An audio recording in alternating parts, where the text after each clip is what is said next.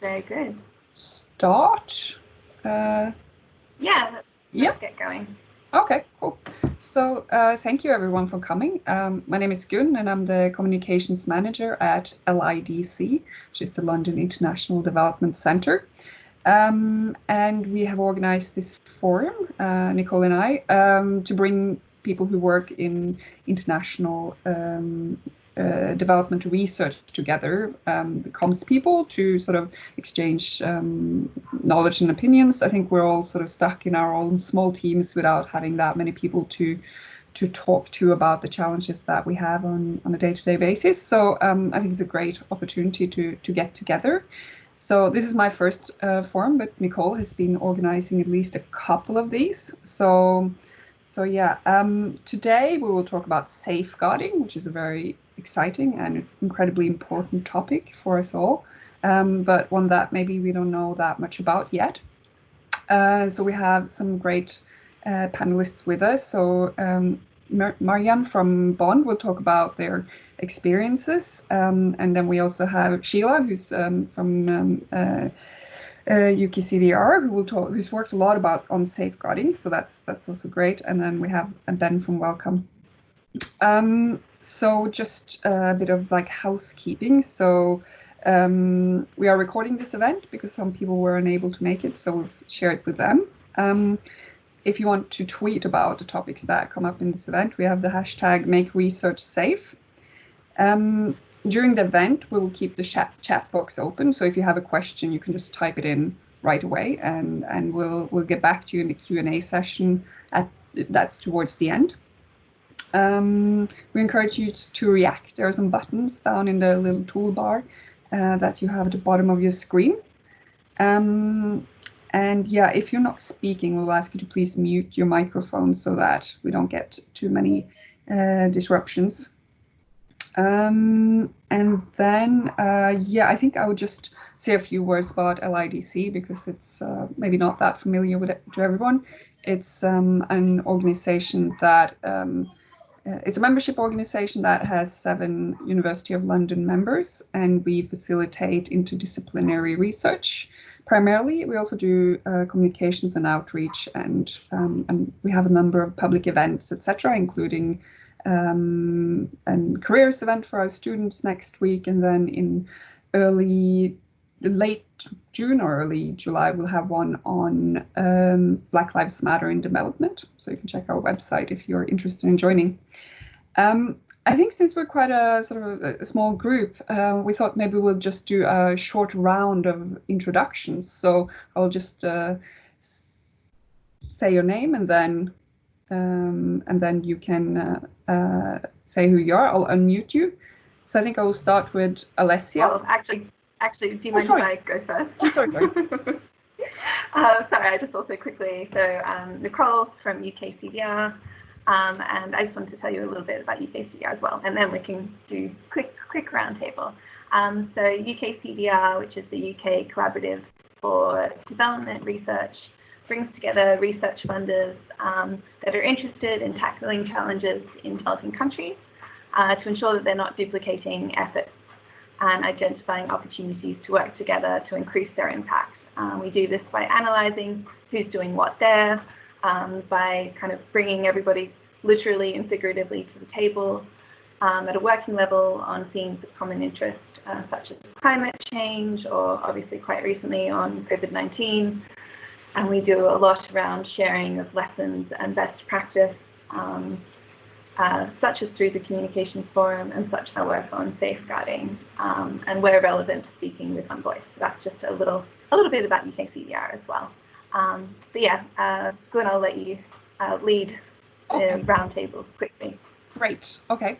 So yeah, as I mentioned, if you could just introduce yourself and where you work, that'd be great. So I'll start with Alessia. Can you please introduce yourself? Hello, everyone. My name is Alessia, and I am the communications manager at the Stunting Hub, UKCDR. And yes, I work closely with Gun in the LIDC building and projects. Thank you, Alessia. Next one here is Anna. Hi, I'm Anna Fox. I work with 3IE and some of my tasks are to do with communications but we're also where it goes into bids and so on, safeguarding comes into play. Perfect. Thanks, Anna. And then we have one of our speakers, Ben. Could you briefly introduce yourself, please? Of course, I'm Ben Bleasdale. I'm from Wellcome Trust, and I'm a bit of an imposter because I'm actually a policy and advocacy advisor. But I've been working with my colleague Liz, who's joining us later for the Q&A on the research culture project, which I think will have lots of interesting insights for you all. So yeah, really pleased to join. Thanks. Thank you, Ben. Next is my colleague Shireen. Can you please introduce yourself, Shireen? Hi, hello there. My name's Shireen, having a very bad hair day, so I'm going to switch my camera back off in a second. As Gun said, I work with her in comms. I'm communications coordinator. And yeah, just about setting up this event on racism in global development, which we'll be advertising on our website. It will happen on either June the 29th or July the 3rd, depending on speakers' availability. Exciting times. Thank you for organising this. Looking forward to it. Great. Thank you, Shireen. Next on the list is Hannah Lacey. Can you please unmute yourself? Yeah, hi everyone, I'm Hannah Lacey. I work at the Natural Environment Research Council, part of UKRI, and I'm Public Engagement Programme Manager, which sits within the engagement team. So public engagement, business engagement, policy engagement and internal engagement as well. Great, thank you, Hannah. And then we have Henrike Grund. Hi, this is Henrike Grund from UKCDR. I'm the head of operations and here mainly as a curious observer. Thank you for having me. Wonderful, welcome, Henrike. Then we have Jonathan Roy. Hi everybody, my name is Jonathan Roy. I'm from DFID, specifically the Research and Evidence Division. Great, welcome Jonathan. Julie, can you please unmute yourself? Hi everybody, I'm Julie. I'm actually a law student at City University, but currently I'm doing a 4-week internship with the communications department of the UKRI Action Against Stunting Hub. So that's with Alessia, who's already introduced herself. Great, thank you, Julie. We have Kaushiki. Did I pronounce that right? Yes, hi. Hi, my name is Kaushiki. I work with BBC Media Action. I work in the research team there. I'm a senior research manager and I oversee the research in the Africa region. So in all the countries that we work in Africa, and safeguarding is obviously a very important part of all our research considerations, all our research protocols. Yeah, what you guys are discussing here. I am not turning on my camera as I don't have great network, and it'll probably crash everybody else's too. So I don't want to do that. So, but yeah, nice to be here. Thank you. Yeah. No worries. Thank you for coming. Next one is Lucy Lisanti. Hi, yeah, I'm Lucy Lisanti. I work at the Royal Society and I'm the communications manager in the grants team. Super, thank you. And then we have Martha Tuffett. Hi, my name is Marta. I'm the Executive Director of UKCDR. In a minute, you'll hear from Sheila about the work that we've been doing in safeguarding, but I'm particularly interested in hearing others' perspectives and in the Q&A later. So really encourage everyone to join in the discussion. Thank you. Great, thank you. And then we have Pippa Cox. Hi there, I'm Communications Manager at the Royal Academy of Engineering. I'm a very last-minute stand-in for Jane Sutton, who's Head of Media and Engagement for the Royal Academy. My areas within the communications team are international partnerships, sustainable development, research and policy. Great, thank you. And then we have Sam. Hey, my name is Sam Finey. I'm the Communications and Outreach Manager at Communications International, which is an international development firm that works in around 80 countries. I recently worked on a safeguarding toolkit for CSOs in developing countries, which is being rolled out in Nepal and Costa Rica at the moment. Commodix also sits on British Expertise International Safeguarding Committee, which kind of looks at best practices with regards to safeguarding. And I'm currently doing some work on a DFID-funded research project on the drivers of conflict and peaceful behaviour. So I'm interested in how this talk can flavour some of our safeguarding work there. Okay, great. Thank you, Sam. And then we have Charlotte. Hi, I'm Charlotte Seeley Musgrave. I'm part of the Department of Health and Social Care, and I work in the Global Health Research team. I work across program management and communications and integrating safeguarding recommendations as part of that. And I work along Naomi Shields, who's also put on this call as a sister team. Great, thank you, Charlotte. Then we have Sharon. Hi, I'm Sharon Skelton from DFID, and like Jonathan, I work in Research and Evidence Division. Great, thank you, and welcome. Then we have Sheila, one of our speakers. Hi everyone, I'm Sheila Brewer and I'm a Research and Policy Officer at UKCDR. I'm excited to speak to you today on the work that we've been doing on safeguarding. Right, so you'll hear from her later. Next on the list is Naomi. Hi everybody, I am Naomi Shields. I work with Charlotte at the Department of Health and Social Care. I'm the comms lead for the Global Health Security Program. So Charlotte does global health research. We do global health security, which is sort of two parts. One is preparedness, so preparing for epidemics, and the other part is sort of like antimicrobial resistance. And there's research elements to both of those two sort of strands. Right, that's great. Thank you for coming. Then we have Tamara. Hi everyone, I'm Tamara Lowe, Head of Humanitarian Communications at Save the Children. I actually regularly conduct child safeguarding and communications trainings with new media advocacy and comm staff, so that's why I'm particularly interested in this talk today as well. Thanks. Great. And then I think we're almost sort of around the table. We have Ashley. Ashley?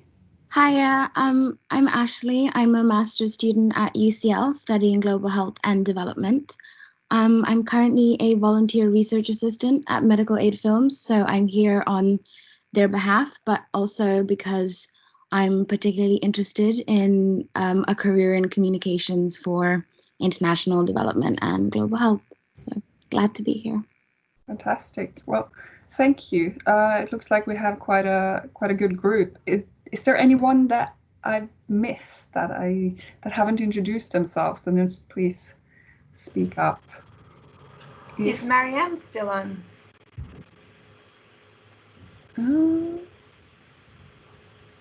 Oh, we lost her, perhaps. We'll drop her a note. I'm sure maybe she's just dropped out shortly. Yeah, I think so. Well, I think I'll hand over to Nicole, who yeah. Great. So so as we all know, so today's theme is Communication Champions Supporting Safeguarding in International Development Research. So for a little bit of background, UKCDR, along with UK funders, recently published guidance on safeguarding in international development research. Safeguarding is about making sure everyone understands their right to be safe, and communications plays a very large role in this. We think that providing guidance on safeguarding in international development research is crucial and arguably even more pertinent during these extraordinary times, because I don't think we can have our forum today without recognizing that we are currently living through a pandemic. But definitely people and organizations may not necessarily focus on its importance in the face of the times that we're in, and low resource settings can be at greater risk of safeguarding abuses. So, but yeah, overall, driving up standards of safeguarding in the sector isn't going to happen overnight, and there is a lot of work to be done to build awareness around the research chain, from research funders, research institutions, researchers themselves, and the communities that we work in. to bring about real culture change. And as I said, I think we as communications experts can play an incredibly important role to play and add a lot of value to drive action in the sector, which is why I'm really looking forward to this discussion today. So to get us started, I'm going to introduce my colleague Sheila Mburu, who's been leading on this work, to give you guys all an introduction to what is safeguarding and the work that we've been doing in this area. So Sheila, I'll pass it over to you. All right, thanks, Nicole. I'm just going to share my presentation. Hopefully you should all be able to see it now. Yes. Yes. Yeah? Is it on the bigger screen? No. Or are you seeing notes? You're not seeing, you're seeing notes at the moment? We're seeing the notes. Okay. I will see if I can change that. Sorry, I might cancel and then share again.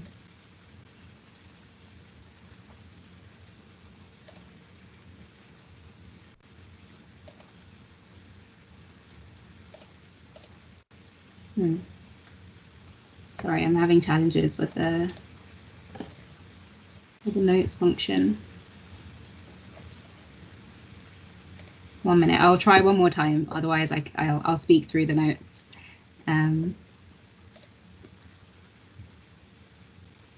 This should have worked. Can you see anything on your screens? We can see the presentation. Yeah. You don't see the notes? We don't see the notes.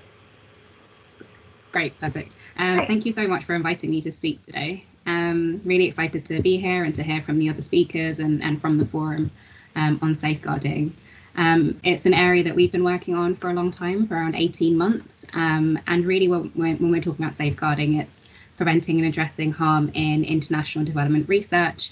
And so I'll share some of the work that we've been doing to develop guidance to help raise safeguarding standards across the sector.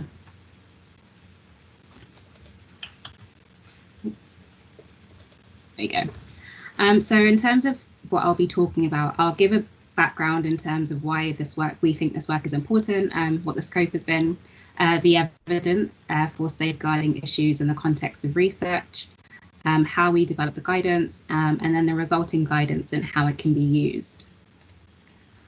So one of the big questions that we always get in speaking about this work on safeguarding is, why does international development research need its own approach to safeguarding? And the reason for this is that since the new UK AIDS strategy in 2015, there's been an increase in ODA funding for research, for funders, and so we have a greater number of universities and institutes who are now working in research linked to international development. And so we have a wide range of institutions and researchers working in contexts or undertaking research in contexts they may not have done before. And so we recognise that there's lots of work that's happened across the NGO sector and then the humanitarian sector around safeguarding. And so our work really isn't to duplicate this, but to build on that rich work and to highlight specific issues and risks that are specific to the context of international development research. So some of the problems that we initially identified as being unique to international development research is often there can be gendered or racialized dynamics within international research. So things like less women in senior positions, women reporting more sexual harassment, some women being at higher risk working in international contexts. So the gender dynamic was something that came up as a key issue. We're also aware that in the international development sector more broadly, but also in international development research, there are historical sort of power imbalances and power dynamics that can occur due to sort of colonial histories, wealth disparities between researchers for different countries, financial disparities between international researchers, junior researchers, local research staff and field workers. And this can often increase the risk of exposure to exploitation in this context. Again, research is sometimes undertaken in a drop in and out manner. So rather than a long-standing research site, which some research happens in. You often have researchers dropping in and out, and this may place them at risk or place the communities in which they work at risk if there isn't clear guidance. You often have researchers working in isolated settings, and this is more specific to early career researchers like PhDs and postdocs, who may be undertaking research alone in contexts that they may be unfamiliar with. And again, this can place them at higher risk of safeguarding incidents, or they could place the communities in which they're working in at risk. There are also risks to local communities, to local and international research staff. And then also there's been awareness of knowledge exploitation historically of local communities in terms of data extraction or not attributing acknowledgements or benefits to the communities in which the research is undertaken. So there's lots of issues which are specific to this sector. And so in terms of how we thought it was important to address this, one of the main things is that we wanted to make sure, again, that we were working with other sectors who were working in this space. So we aligned with DFID's cross-sector work on safeguarding. And so we sit on DFID's cross-sector steering group on safeguarding, on which a number of other sectors, I think represented in this group, also sit on. And we do this representing the research funders. And so again, this is to identify what's happening across the different sectors and make sure that our work has added value and also can learn from the other sectors' work in this space. And so our overall aims of our safeguarding work was really to support UK research funders to play a leadership role in setting tones and expectations around safeguarding, to inform and improve how research institutes and organisations were addressing and managing safeguarding issues, and really working towards adoption and implementation of joint principles and guidance across the sector. And so the key thing that we identified as being important right from the start was really to outline what the scope for safeguarding was in this context, in the international development research space. And so we outlined a scope with lots of guidance and support from UK research funders who we regularly convened, but also through an expert advisory group made up of experts in a variety of different fields, so ethics, law, gender violence. And this was really to try and help us identify what we mean when we're talking about safeguarding in international research. So the scope that we ended up landing on is broader than DFID's scope, which focuses more on sexual exploitation, abuse and harassment. But given the specific issues that can occur in the context of research, we widened this to include broader forms of violence, exploitation and abuse relevant to research, such as bullying, psychological abuse and physical violence. And so when we were thinking about developing the guidance, our target audiences were basically anyone involved in the research process.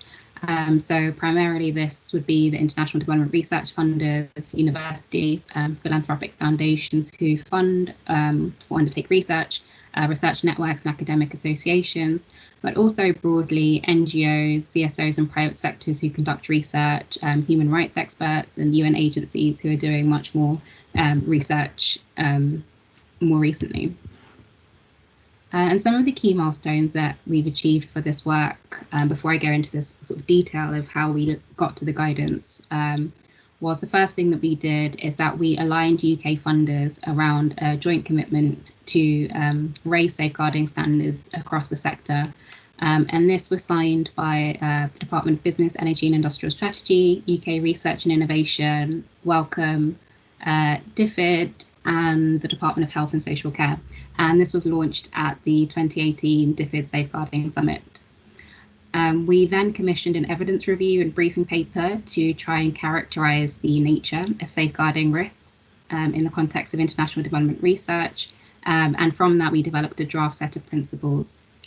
To validate those principles and guidance, we commissioned the second phase of the work, which consisted of international consultations in the UK and in low middle income countries to essentially ensure that the guidance we developed is co-developed with in-country actors and is relevant to those contexts.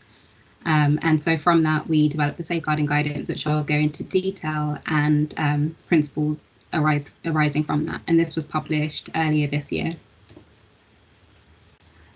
So in terms of the first phase, the evidence review, what we really wanted to do was identify two key things. There were two key questions we were asking, and that was what was the prevalence and nature of safeguarding concerns in the sector, and how is safeguarding currently being addressed in the sector, and what good practice exists. And this was done through a variety of different methods. So a literature review looking at safeguarding in international development research, a review of media reports of safeguarding violations, and key stakeholder interviews, and then a review of existing policies and guidance.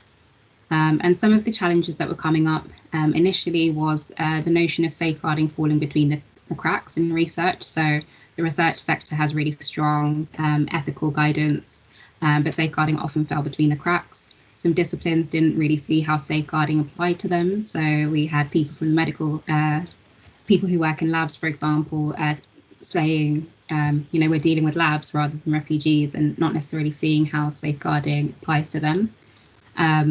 Researchers being applauded for travelling to dangerous sites, and universities, again, not necessarily seeing their role, given that their role isn't service delivery. We identified a number of barriers to reporting, so things like concerns about career prospects, which was common among early career professionals, dependency on employment. This was quite common among field workers who often rely on research budgets to survive, essentially. There was a fear of jeopardizing research, and a number of other barriers to reporting identified.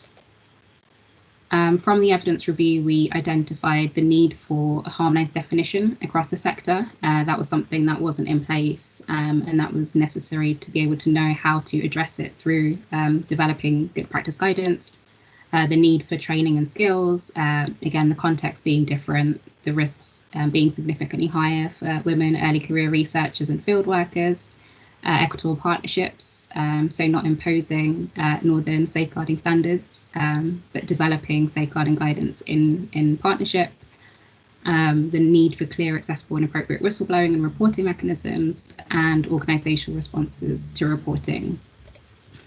As a result of that, we developed a draft set of principles and guidance, but this was largely through consultation with UK stakeholders.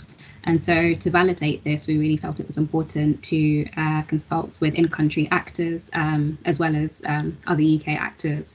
And so this was undertaken, the international consultations to validate the principles and guidance was undertaken by a team at the University of Liverpool. This consisted of in-depth interviews across Asia, Latin America and Africa. And this was 15 hours of interviews undertaken by in-country leads who actually conducted the interviews. And we also put out an international survey from which we received around 550 survey responses from pretty much across the world.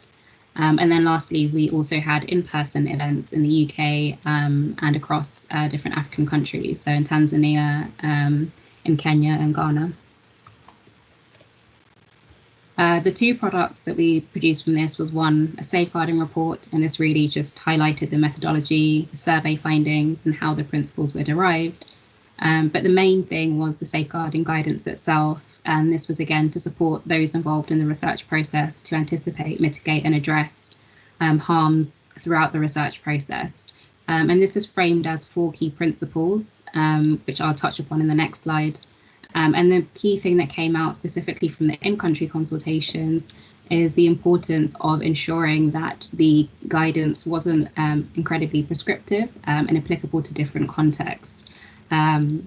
So it was felt that having a fixed set of requirements would be impractical, but also potentially reinforce north-south power dynamics. So the guidance actually takes the form of questions tailored to key stakeholder groups. So questions that research funders, researchers, vice chancellors should be asking themselves, and they're framed around the 4 key principles. And it also includes 6 case study examples of good practice. So the 4 principles, which I won't go into too in depth about, but the first one is around making sure that the rights of actual and potential victims and survivors of safeguarding incidents are central to any safeguarding practice, and that there should be meaningful and effective pathways for support and redress. The importance of equity and fairness, so involving all research partners at the research design and planning stage to make sure that you're not imposing any unacceptable risk to researchers, the participants or communities through the research you're undertaking. The need for transparent policies, procedures and practice, and then the need for accountability structures and governance to support that. So just to give an example of what the guidance actually looks like, so this is the example for research funders, and what you can see is that for each of the 4 principles, there are questions which research funders should be asking themselves to ensure good safeguarding practice. And then, as Nicole mentioned, given the context of COVID, safeguarding is still really important, and in some cases much more important because there's much more research being undertaken at quite a rapid pace. And so we developed additional considerations that mainly research funders and those undertaking research should be considering in the context of COVID. But the main guidance is still the key source of safeguarding guidance. And so I'll stop there, but if you want to find out any more, I'm obviously happy to take any questions, but we also have all of this guidance and information on our websites and in our newsletter, which you can subscribe to on our website. So thank you. I think I'll stop there. Hopefully I'm kept to time. Thanks so much, Sheila. You kept perfectly to time. Right. Great. So now I think I will introduce the full panel, and we can lead into how we can apply this specifically to our work as research communications professionals. So Mariam, you missed when we were doing the roundtable. So Mariam leads and drives Bond's media agenda to support organizations, members, and the wider international development sector. Thank you so much for joining us, Mariam. Thank you. I'm so sorry my internet dropped. So I missed possibly all of the interesting and helpful things that you've all said. Yeah, apologies about that, but I'm back now and hopefully will stay. So yeah, thank you very much for having me. Correct. And we already met, but Ben, thank you so much. As you said, you're the Senior Policy Advisor and Senior Policy and Advocate Advisor at Wellcome, and that your role involves monitoring and influencing the factors which support good science, from government investment to research culture. And you have been leading the Reimagine Research Culture campaign at Wellcome, so thank you as well. So to get to start, I thought I'd pick up on something that Sheila mentioned in her presentation, is the challenge of the definition of safeguarding. I think, as we know, safeguarding is actually, it's a relatively new term and actually not one used widely outside of the UK. So what I wanted to put to our wonderful panel is, what are some of the challenges to defining safeguarding, and what can we as communications professionals do to harmonize this understanding in the research sector? Maybe Sheila, if you would like to start. Yeah, sure. So I think one thing that was really clear right from the start of this work and throughout all the international consultations and the ones in the UK was that there were really different definitions of safeguarding. So some people understood it to be one thing, other people maybe grouped it under ethics. And so one of the things that became apparent throughout, especially in the early stages, is that we needed to define what we were talking about when we said safeguarding, and especially in the context of international development research. And one thing that the evidence review really picked up on is that they found that once people had an understanding of what we meant by safeguarding, which is why we define the scope, it was much easier for them to then identify what good practice was in the sector. So I think in terms of the communication sector, I think one thing that we've really tried to continue to highlight in our presentation is what we mean when we're talking about safeguarding. And I think the communication sector can really help amplify that and make sure that the research community have this harmonized understanding, because it would also help with eventually when we're doing sort of monitoring of changes to the sector have been, to have sort of a baseline understanding of what you meant right from the start. So that's sort of my take on the importance of harmonisation. Mariam, how have you found kind of the challenge of this specifically in the NGO sector? I mean, it's a really good question, and I would agree fundamentally, even based on looking at what the sector's response to all of the safeguarding stories and, you know, the International Development Select Committee inquiries, all of that process made it very clear that if you're not all speaking the same language, it's very hard to make it very explicit in terms of what progress you're making as a sector, but also what is it reasonable for your organisation or institution to be held to account for, and what are the grey areas that either we need support from government or donors or from kind of legal practitioners to work through in order to make sure that we can navigate quite a very complex set of issues, because safeguarding is not just about what, you know, the UK thinks safeguarding is, it's also about what different country contexts see safeguarding to be as well, and the risks that are associated with trying to get safeguarding right, you know, in different countries with different jurisdictions, with different languages and social norms as well. So it's a very knotty issue, and if you're trying to get support and buy-in and get this right across the board, you need to be speaking the same language. Yeah, thank you. That's such a great point. I think the importance of listening to the countries that we're doing our work in, listening to the communities, and yeah, I think that the point of language is just absolutely so crucial. And I know from my communications working group, not necessarily about safeguarding, but in general, like how are we kind of working to make sure that it's accessible in different languages in the work that we do. Great, thanks for your reflections on that. So I'm actually going to move back to Mariam. So I think the NGO sector has already done a lot of work on driving up standards in safeguarding and international development, and I think there's obviously a lot of lessons to be learned.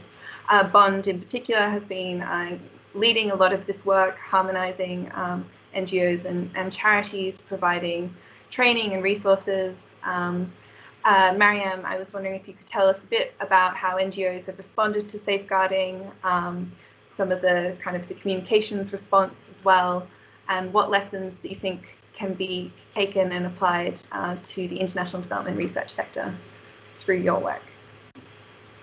Well, so just to explain a little bit about Bond for those who might not be so familiar with us, we're a bit of a TARDIS organisation in the sense that if you look on our website, I mean, you'll be overwhelmed by how much we do, because our website's not exactly the most easiest thing to navigate. But we do a lot of training for our members. So we have over 400 member organisations that do various aspects of international development work, and they're all UK based. So we've got think tanks that are members of Bond, but also really small kind of local organisations in Brighton that might just be 2 people that are delivering, you know, a project based on like football and how that relates to educating kids on HIV and AIDS. So very varied membership. And then we've got all the big guns like Oxfam, Save the Children, the One Campaign. So we're a beast of an entity, as it were. So as you can probably imagine, trying to drive up standards on safeguarding across such a diverse group of membership organisations is an incredibly challenging task, because you'll have some organisations where safeguarding is your bread and butter. So when the 2019 stories hit, 2017 stories hit the mainstream media, the Times, Guardian, for them, they couldn't understand why everyone was saying that we're so bad at safeguarding, because they thought, well, no, we've been working on this for years now, and actually we've got our practice right, and we're at the forefront of what safeguarding in developing context should look like. But then you've got other organisations that either had policies and procedures in place, but they had improved, but hadn't retrospectively gone back to check whether they had dealt with things in the way that they probably would have done if they had dealt with them now, because their policies and procedures had evolved so much. but then you had others that just didn't have the capacity or resource to even deal with this properly. So when you've got such a diverse array of organizations that are trying to all of a sudden get a grasp of this very, very quickly as, you know, the politics and the situation evolves, it makes it quite a challenging task for Bond to get a sense of what the state of play is, but also to indicate where the gaps are across the sector, but also to try and educate donors and bodies that are trying to hold us to account as to what's reasonable and what do we need to work together on to get this right.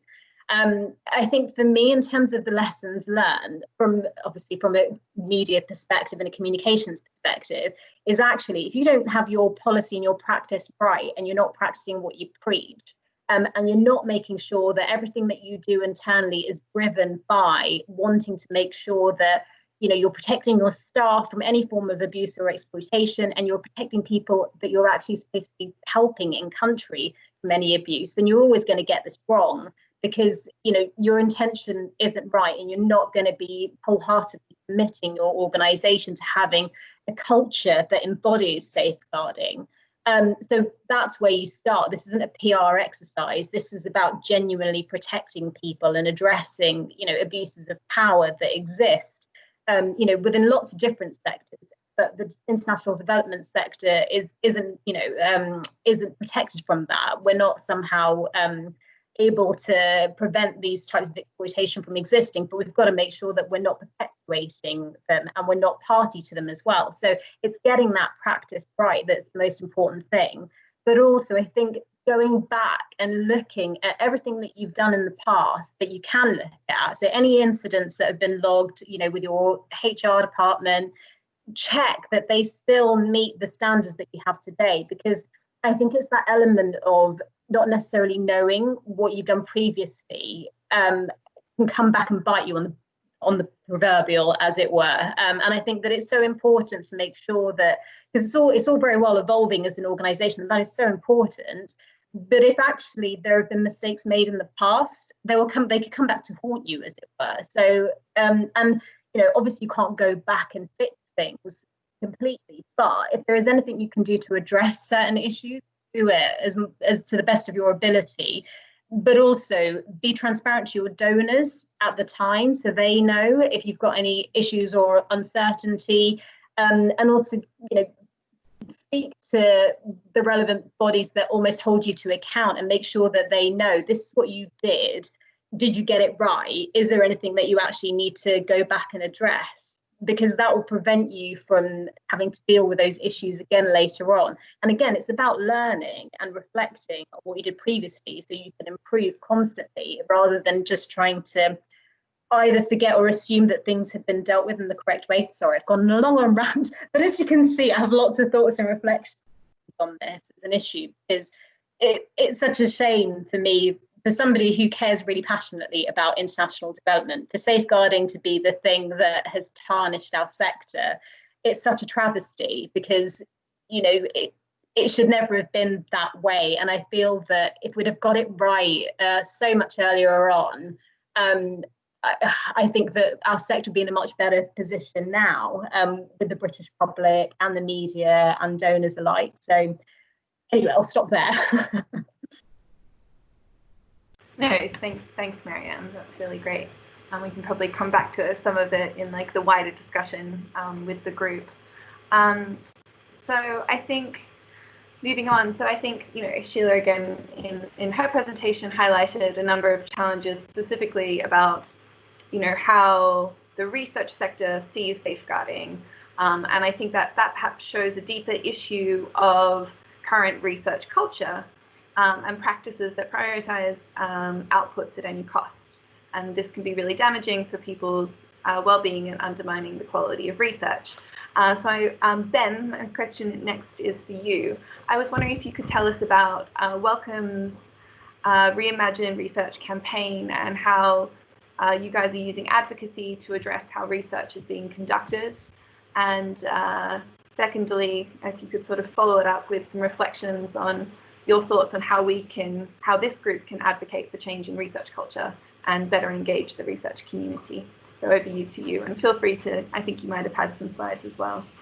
Thanks, Nicole. Yeah, it'd be nice to share a few visuals because a lot of the campaign has been built around really engaging visuals. So I'll share some of those as we go along. But I mean, just firstly to say that yes, the Reimagine Research campaign is very much about Wellcome thinking about its role as a funder in driving certain aspects of the working practices in research. And so culture is a really big term and suffers from many of the things we've talked about already today about like how do you define that, where do you draw the boundaries, how do different people interpret it. And it's certainly been quite a journey for Wellcome over the last 12 to 18 months. And we're very aware that we're at the beginning of a very long process to try and push that culture in a certain direction. But yeah, it'd be nice to talk a little bit about how Wellcome stepped up to owning that problem, which I think was a big step in itself. Let me just throw a few slides up. So I think just to go through, I think there's kind of 8 really key points that'd be nice to share with you and that I think align really well with the safeguarding push as well. And I think for us, the very beginning of the campaign came around an op-ed from our director, Jeremy. And in that, he took a very humble tone, I think it's fair to say, and a very honest tone about saying that Wellcome was culpable, actually, for some of the current culture that we were seeing. And he really stuck our neck out there. And I think that we'd had a lot of debates behind the scenes in doing that, in the fact that, you know, once you've opened that box, you can't close it again. And was this the best way for Wellcome to go about it? But actually, we really felt almost a brutal honesty was the way forward, that we wanted to get out there, you know, as was just discussed about kind of talking to your community and being honest with them about the current situation and then owning up to the challenges that lie ahead. And I think actually it really set us off on the right tone and has given us a really good platform for talking about change rather than being seen as just part of the problem. The next phase we went to from there was about collecting evidence. Given the community we're engaging with, we knew that evidence was going to be key. And we did a big survey. We got around 4,000 people submitting their thoughts on what their experience of culture was. It gave us an incredibly rich data set, actually, which for us was powerful because not only did it help identify the problems that the community saw, but also it allowed us the granularity to go down and look at individual groups within that community and what their experience was. And this really speaks to the fact that actually, as we go out and talk about culture, there are lots of people who see the challenge and think about ideas to solve it, but actually there's a larger number of people who don't really see a challenge at all. And it's been really interesting using the data to help those people navigate through why perhaps their experience of the culture hasn't left them with the same impression that others have, and perhaps the things that they've not seen, frankly. So I think the evidence there is my second point, which has been absolutely crucial for us and a real tool actually to convince people and persuade people of the issue. The third one is around how we package that, actually, because we opted for a system where we publish that evidence as a neutral, independently backed standalone report.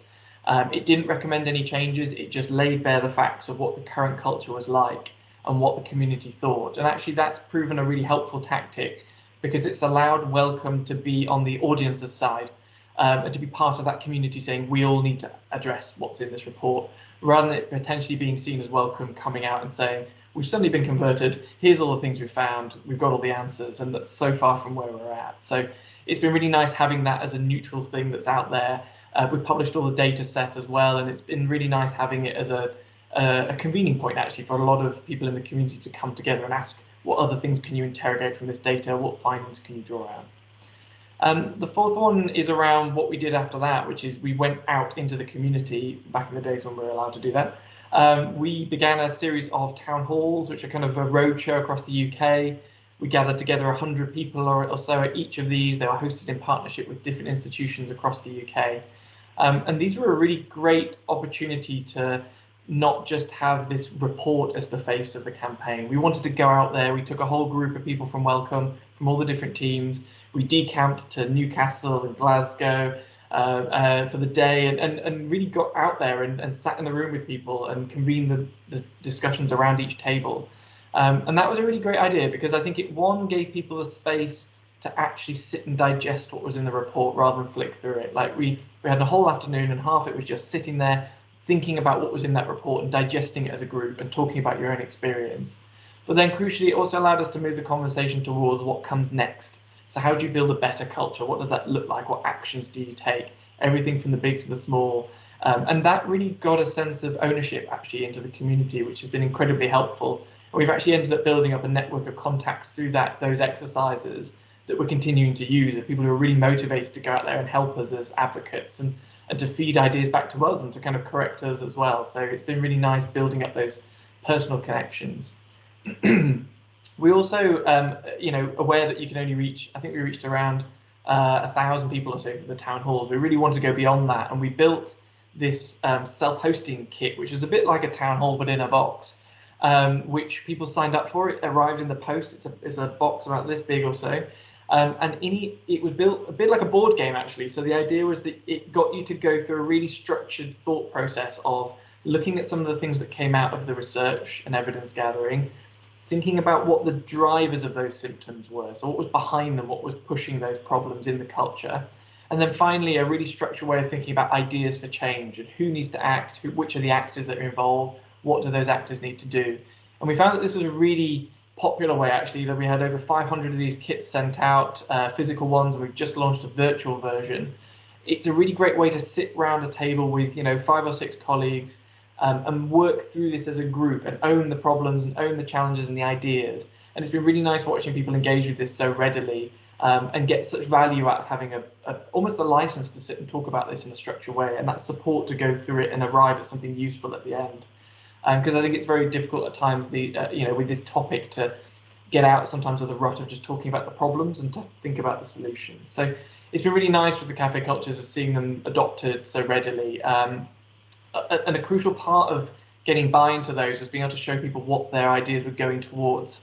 And that's where we built this online forum on a kind of Reddit-esque basis, so that you can like things and comment on stuff and post your ideas and add pictures.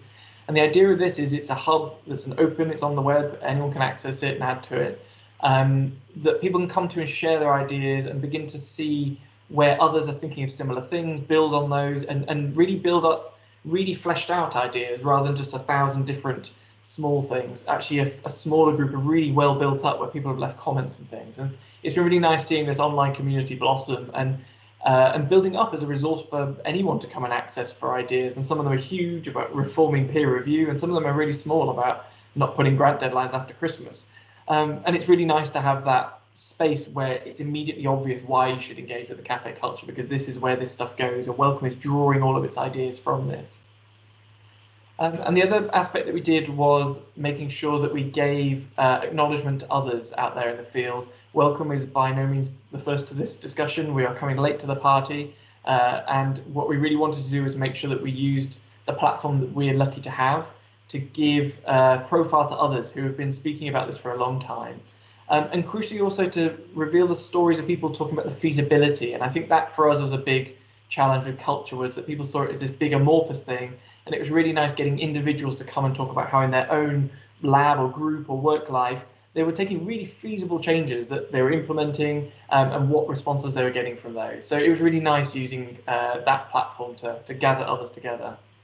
And then just to finish off, we really wanted to build in a positive slant to all of this. It was really easy to get bogged down in some really difficult findings, some really, very difficult to digest statistics that were coming out of the report. And actually what we were able to do was use that as a chance to open up a conversation with people and say, yes, this is the culture we've got, but what culture would you like to build? What would be the best place? And we were able to ask people through the town halls, sitting next to someone at the table, I was able to say to them, what was the best place you ever worked? What was that culture like? What was so special about it? And trying to get people to draw out that positive sense of the vision that we were then able to build on with the ideas for change and all this sort of stuff. So I think for us, it's really about building that accountability, which is, what's this vision? Where are we heading? And that way, when we do change things around culture and have initiatives, we know where we know what we're being measured against effectively, and we can be held to account using that. So those are the kind of core pieces that we've been using throughout this process. And it's been a difficult process at times, but we're very pleased with the engagement we've got from the community so far. And it certainly feels like we've created some tools that are helpful to others. But yeah, as I say, for Welcome, this is a 10-year permanent journey. And this is the very beginning, but I think it's allowed us to set it off on a track that shows that we're there to receive ideas, not to just force them upon the community. Thanks, Ben. Some like really incredible points about. I think what your campaign really does is like it's not just like here's what needs to change and we're putting this on you. It's so much about engaging and listening and talking. And I think from a communications point of view, what I really admire about it is, that it thinks outside the box and it kind of challenges kind of traditional ways of kind of tackling this problem and thinking about it in a different way. And I think there's a lot to be taken about that. And I think also talking about the solutions and not the problems is also an excellent point. Which I think what you are ending on, I think segues into my next question, which is I want to hear from you guys about what are some best practice tips that we can use to handle safeguarding communications. This forum is very much about also the practical side of things. How can we actually go and take action through our work? So Marianne, I know that you have some great best practice tips for kind of media and press. I was wondering if you could speak to that briefly. So I think in terms of tips for best practice, I think getting agreement internally, particularly from your senior management team, in terms of what is the expectation and standard that you're trying to deliver to and meet in a very practical sense. So things like, are you going to be reporting on safeguarding in your annual reports if you don't do it already? What is it that your organization or institution is comfortable and it's safe in terms of the vulnerable people or the people that have been affected by safeguarding? What can you report that still obviously keeps them safe, but at the same time shows that you're taking this seriously, you have a process in place and that you're being held to account for it, and you don't have anything to hide, as it were. I think that's really important. I think resource inevitably. So even if you don't have that much resource to go into this, if there is one point person, so this is what I did in a previous organisation. So I used to look after all of our media engagement in a previous organisation working with vulnerable girls. And because my work was so directly linked to vulnerable people, it made sense for me to be a safeguarding lead within the organisation, because as far as they were concerned, I carried a lot of risk. So, I needed to make sure that I wasn't unintentionally putting anyone at risk. So even if there is somebody within the organisation that you can allocate as the point person for this, and they're happy to take this on as part of their JD, obviously with some kind of acknowledgement for that, I think it's worth doing that. But you need buy-in from the top. So you need your leadership team, your CEO, whoever it is, to agree that this is an important agenda. This is going to go onto your trustee risk register. This is something that you're going to be held to account for and report against. I think that's really, really important. If you don't have that buy-in, you're going to be hitting against a brick wall over and over again. I think that kind of those are the main points that I would push with this. Ben, sort of on that, I wonder if you had any tips for, was there any sort of like negative reactions to your Reimagine Research Culture campaign that you've had to deal with, and how did you guys as an organization kind of handle that? Yeah, I mean, it's very fair to say we had some pushback. I think that's the least of it. I think for us, the initial honesty helped, because I think that put us out there. It made it clear we were serious about it and that we were taking responsibility. I think for me, the thing that really worked for us was trying to remove the fear of engaging with something that particularly those at senior levels didn't fully understand. I think it's fair to say, without being patronizing. I think, by definition, you've got a survivor bias. Those who are at the top tended to have the best experience of the culture because that's why they got to the top. And I think trying to be a partner to those individuals, because they hold an enormous amount of power in the way research operates. There's a huge power dynamic. And we wanted to get people who are senior on board of this being a positive change, something that they could help bring about, they could really see benefits from themselves, and that shouldn't be a source of fear.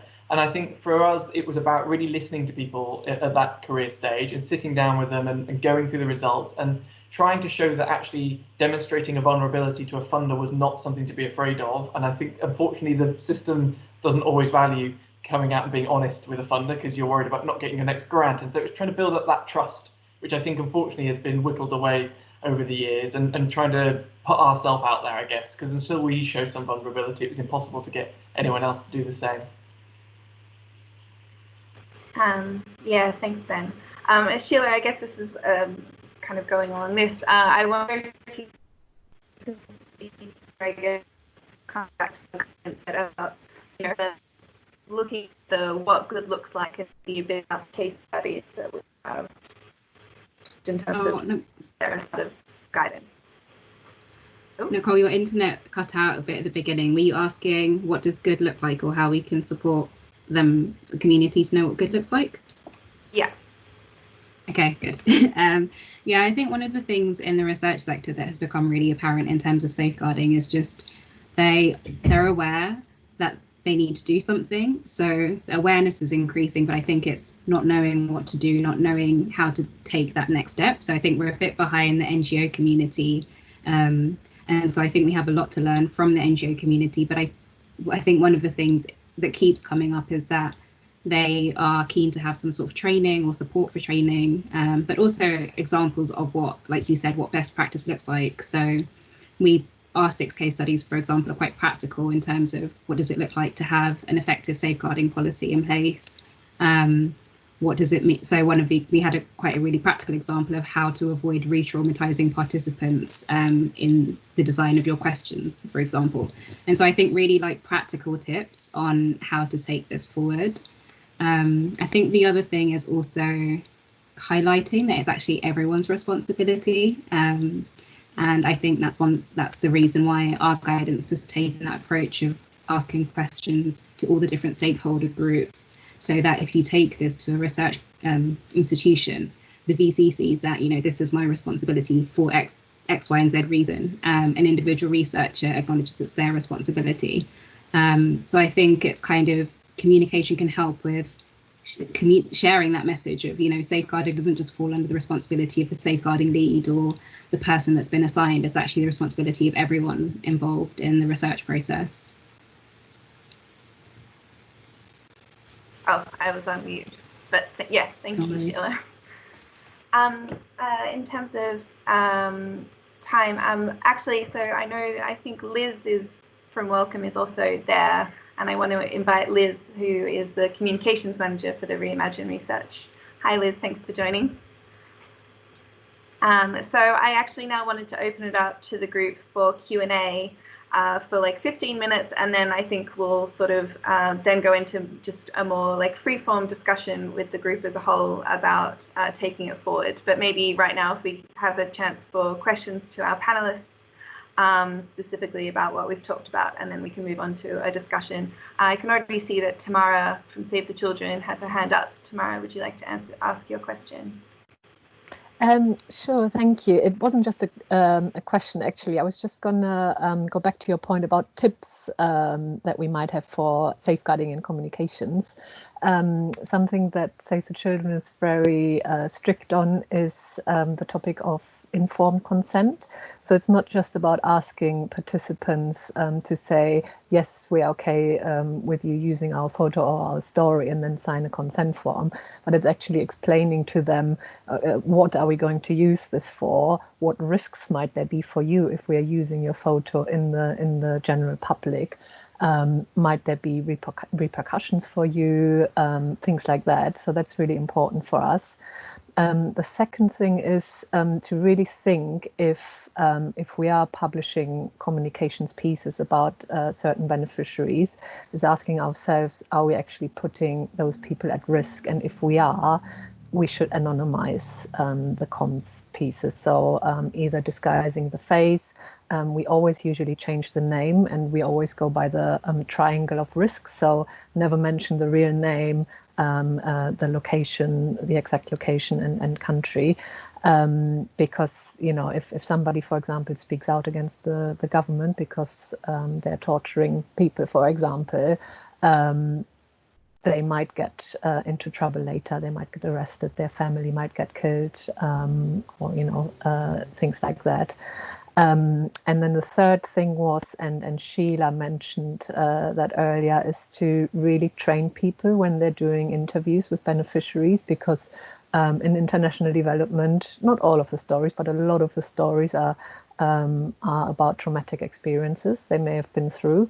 So you really, as an interviewer, you have to know when you should stop an interview if the person shows signs of distress, for example, and really know what kind of questions you should ask, how to start, not to start an interview with a really difficult question about the traumatic experiences, but kind of building rapport first, and then slowly and surely, once you've built trust and a relationship, you may be able to ask more difficult questions, but you really have to know if you can or if you cannot. So I just wanted to mention those three things as a kind of top 3 tips from a kind of NGO perspective.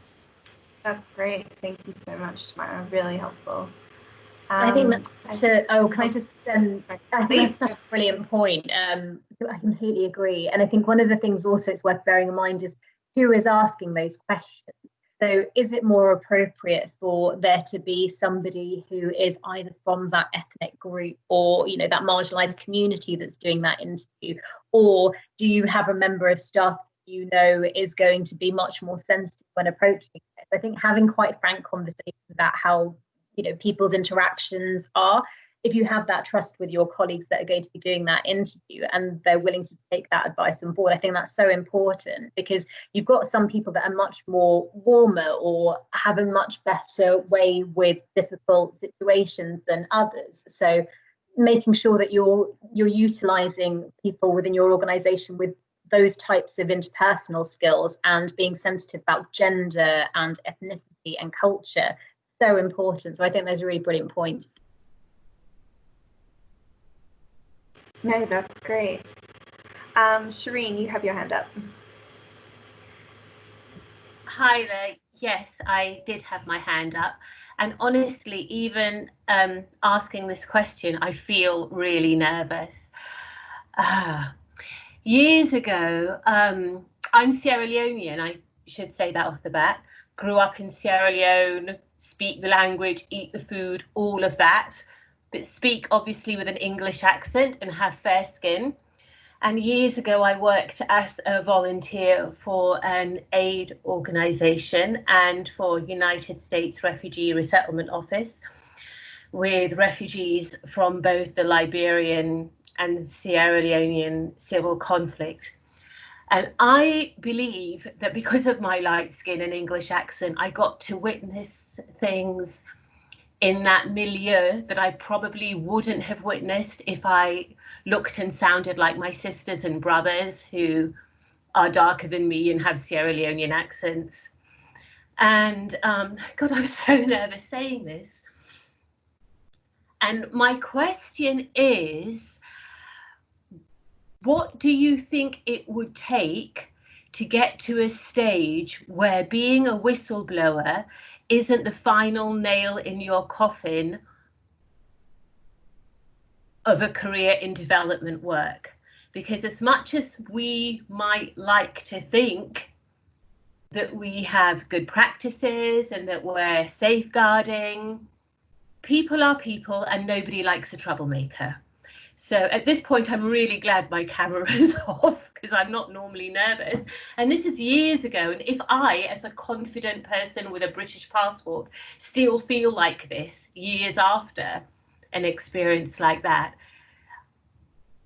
it just breaks my heart to think of the burden on other people in far more precarious situations faced with similar instances.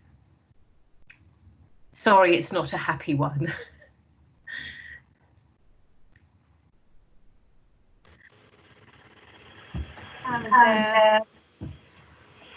Mariam or, well, actually, maybe Tamara, you have any responses to Shireen's comments and story? I mean, it's always we've had this discussion a lot as well, and a lot of people just don't feel comfortable speaking up when they witness something, and that can have a myriad of reasons. It could be because they're quite junior. It could be because they're a woman and their boss is a man. You know, it could be that it's culturally you're not supposed to cause trouble.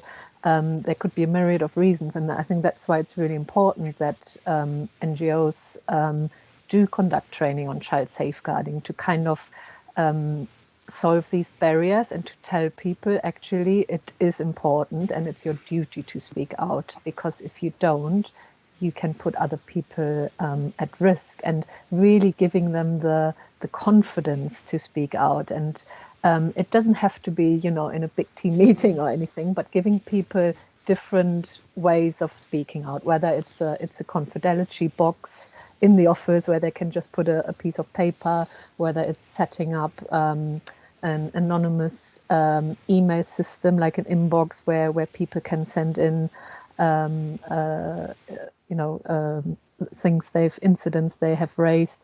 At Save the Children, we've got a dedicated child safeguarding team, so we've got an email address, a generic one that people can email to.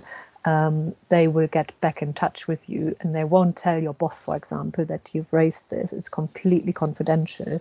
And to have things and systems like this in place, I think it's really important. And I don't think many NGOs have that, in particular the smaller ones. I think the bigger ones do now, just because of the scandals of the last few years, but the smaller ones don't. So I think it's really important to have these systems in place. Yeah, I would agree. I think you have to have a degree of, you have to hope that the process that's in place, if there is a process, works. And I think that that's almost always your first step, isn't it? Like, what's your operational policy on the incident that you have witnessed or experienced? And if there isn't a policy, then I think, as with all of these things, your first point of call is always HR or operations, because they're the ones that are responsible for making sure that there is a policy in place. But it is very difficult. I mean, the fact that you are so cautious and aware of how challenging this is suggests to me that you are going to be, you know, you're going to do this in a way that is a responsible and, you know, kind of a sensitive way. Like, I'm not obviously 100% sure I understand what the issue is here, but you know, I can see that you're going to be cautious, and I would hope that whoever's in a position of power within your organisation that should have responsibility for safeguarding would also treat this with the exact same level of responsibility and sensitivity that you would, and would respect, you know, your the professional position and the vulnerability that you feel you're in. So I mean, I don't think that particularly helps necessarily, but yeah, the first point of call is always the person who should lead on safeguarding. And just to add, I wonder if it's, you know, the first step is making sure the policies are in place, but then making sure that it has been communicated and people, you know, in knowing their rights, then also know how to speak up about kind of their rights as well, to be a whistleblower. And so kind of making sure that is widespread enough that it's not just some quiet policies that's sitting there, but nobody knows that it exists. So, you know, I think that's, again, kind of, I think why I wanted this forum today. It's just like, well, how can we help be that link between the policy and to kind of people who are at risk of abuse or might want to come forward? How can we, as communicators, help facilitate that as well? I can just wanted to add to that. Firstly, just to say to Shireen, thanks for taking the courage to ask that question. I know it feels difficult, but it's important to have these conversations. As our role in communicators, I think we can play quite an active role in reframing how we shape things. I've never been a fan of the term whistleblower in the first place, but how we reframe those stories. It's not exactly the same kind of situations as you see in the development sector, but we saw it a lot in a research culture campaign from people sharing their stories of bullying and harassment. And it was about just one, acknowledging those stories, making sure that as an organisation we talked about it and we recognised that those were the problems and we shared those stories. There were countless things that appeared in the media and we didn't shy away from sharing that, and we've talked about it throughout our campaign. I think we should always, as communicators, try and be open and honest and be humble in the way that we frame things. Thanks, Liz. That's a really great response. Yeah, and thanks, Shireen, for your question and for sharing. Kushuki, you've got your hand up. Yes, hi. Thanks. I just wanted to speak from a BBC Media Action kind of sort of point of view. We take this really seriously, and as you've been saying, like basically to if you have a safe space where people feel they can voice their concerns and they can talk, and that this makes it easier. But if the whole organization takes it very seriously and is talking about it and is making sure that it's built into every proposal and it's built into every research project, every research design, every recruitment questionnaire, every discussion guide, every question that you ask people about consent, about and you just have that kind of like it's there at every stage of the process, then it just becomes like, I hope that it becomes more something that people feel more comfortable talking about, but it's also something that they accept as something that they have to do. Basically, it's really important. It's just like when you're doing a qualitative discussion with people, you're not meant to ask leading questions, and safeguarding is as important, or it's more important than that. So it's like it's just there. So I think we've been doing a lot about this. So we have safeguarding champions in many of the countries where we work.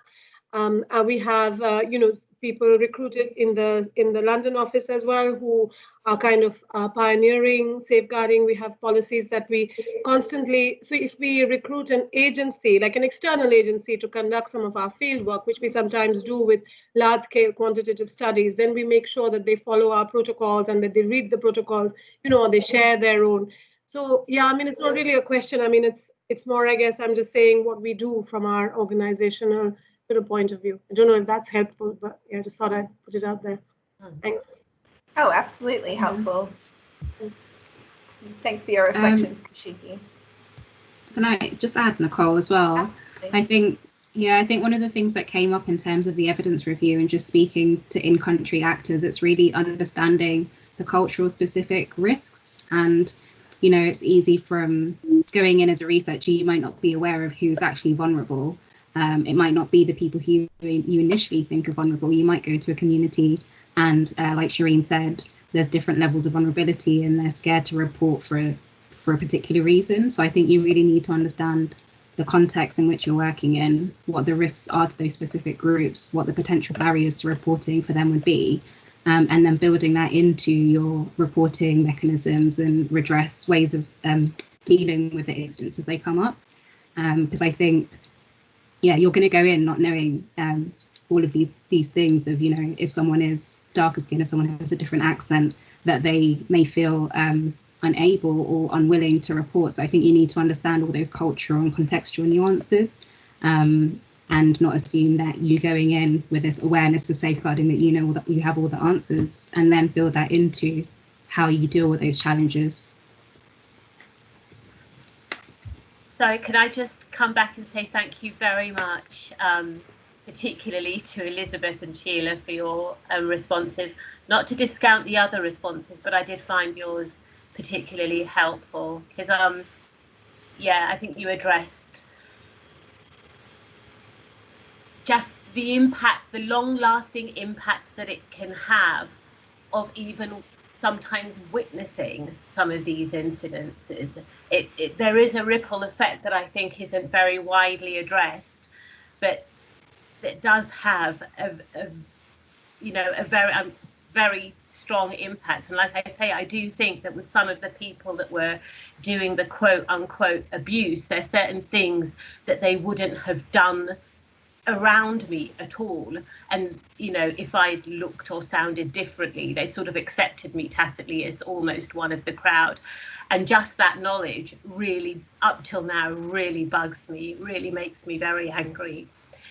So thank you for having spoken to that. Thank you. Thanks, Shireen. Does anyone else have any questions for our speakers?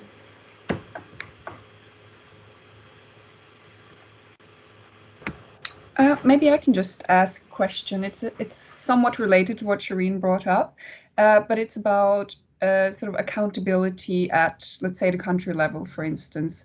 When it comes to safeguarding, do you have any experience with how to make, let's say, a country director responsible for overseeing and ensuring that policies are not just on paper, but that it sort of actually happens and has an impact?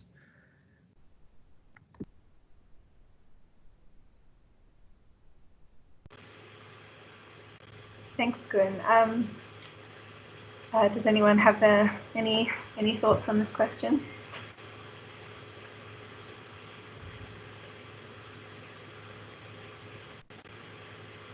Ben. Obviously, it's speaking from a slightly different context, but certainly when we're trying to secure that buy-in from senior people in the sorts of institutions we fund, because obviously as a funder we have that one-step removed relationship, we've certainly found that it's trying to take that balanced approach of, I think you can get a long way with being clear with your requirements, and I think that's probably fair to say how Welcome's worked in the past, is setting the kind of red lines and saying this is our expectations. And I think we've come to the realization that the risk there is that you kind of breed that sense of adequacy being enough. And actually what we're trying to do now through this initiative is trying to think about, what do you want, like what's the positive flip side of what you're trying to stop, and how do you incentivize that, how do you reward that? And that way you get that balance of requirements and rewards in the system that encourage people to kind of the race to the top, which, you know, no one loses in that sort of situation. So I think for us it's trying to frame it in that way for those in senior positions, to say there is a positive outcome for your institution and for yourself in doing this and being a champion of it, and trying to make it something positive that people want to get engaged with, rather than something that they kind of begrudgingly become adequate against. Thanks, Ben.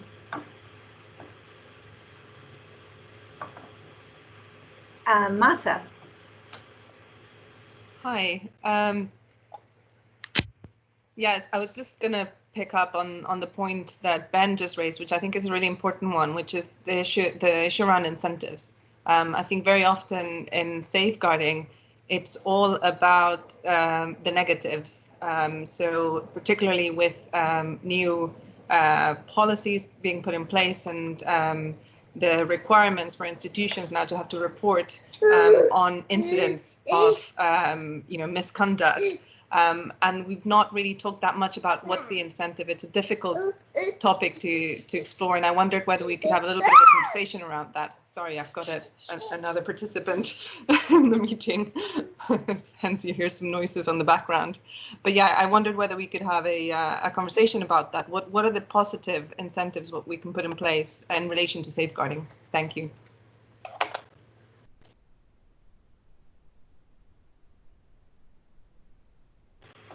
Thanks, Marta.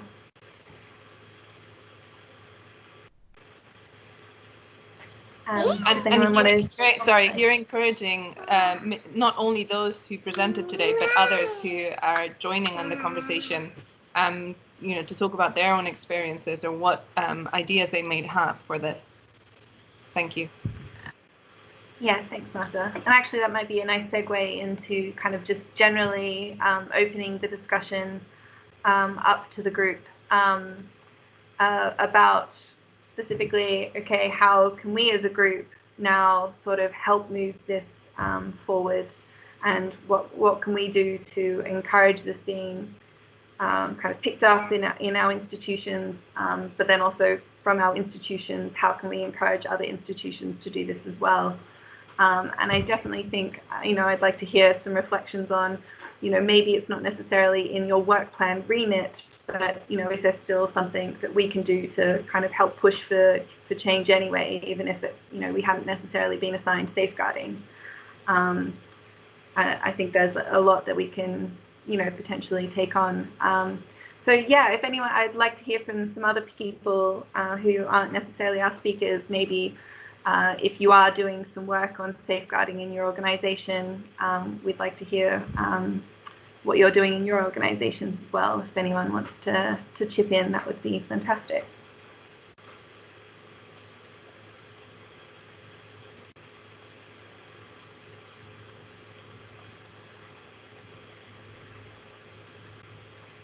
Let's see who's still here.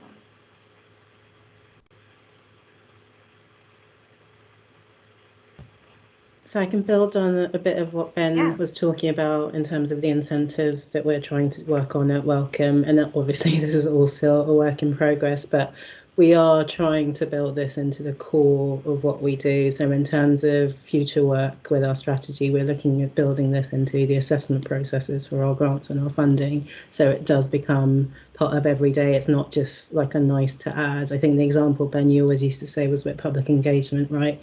That initially it was just so hard for that to be taken up by researchers, but the minute that funders started putting that in their assessments and in your grant applications, it changed and it became a thing that researchers became really, really engaged with. So I think obviously there's a role for communications, but it's something that we need to build into our systems as well. Yeah, no, that's a really great point there. I think it should be built into recruitment processes as well. I mean, you know, one of the major things is we don't really check based on job roles, like DBS checks, checking like references, like do we really ask about safeguarding, or, you know, whether there's anything else there that, you know, they need to know about this individual that they're about to recruit from their referees. I mean, I think doing thorough checks on people that you're recruiting and making sure they've got expertise and experience on dealing with safeguarding would be a really good start as well, or providing that training at least.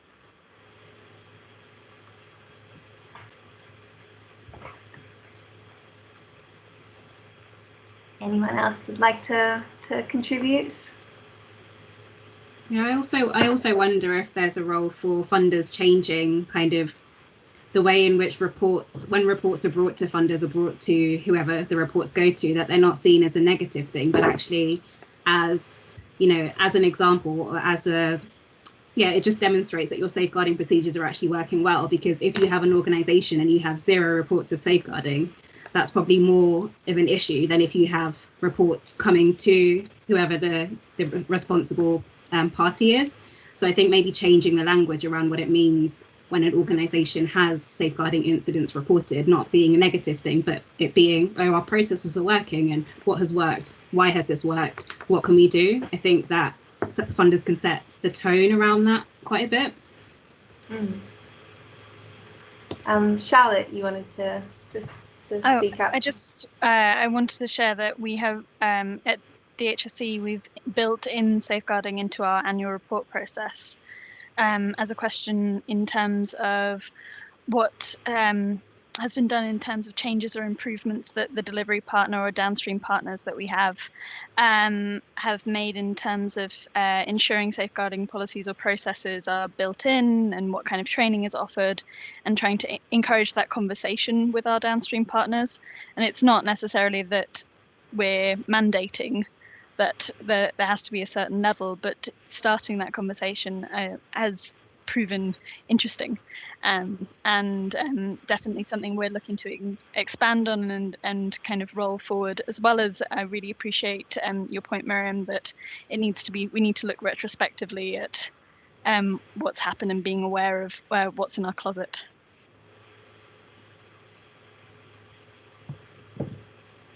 Ben. I just wanted to build on those 2 points, because I think there was a really interesting example I saw recently, which was around journal publication and openness around methods and data and all these sorts of things. And it's a pain, and people don't like to do it, and they're worried about what it'll show, and you've got to really push people to do it. And the technique that seemed to work was to flag the journals as being really hard to publish it if you did these things. Like, it was not an easy process. And this is what it looked like when the whole thing was working really well. Like, you'd really gone down, you'd been incredibly thorough, you'd been rigorous, and they got it so that it reflected well on the person submitting the paper. And that completely transformed it, because suddenly people's naturally competitive, inclinations lean towards producing something better, not the race to the bottom. And I was really taken by that, which is how do you create the system so that it points towards these things as being positive and gets people to think about the reasons why they're doing it and the fact it contributes to something better overall, rather than that sense that it's another box to tick and then push to the side. It's something to be proud of. And, it then gets away from, as Sheila was saying, this idea of is zero, flags a good thing or a bad thing? And it gets people to talk a little bit more about the fact that you need those robust processes in place. You need a system that you feel is reliable and can deal with these sorts of things coming in. And then there's no shame attached to it or vulnerability to attach to it.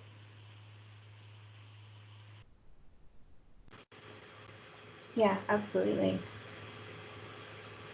So we've just come up to an hour and a half, and I wondered if we could probably wrap up early, but maybe if we could just go around the speakers and kind of maybe your final reflections and maybe something that you'd like to see from our group to kind of take action forward after this meeting.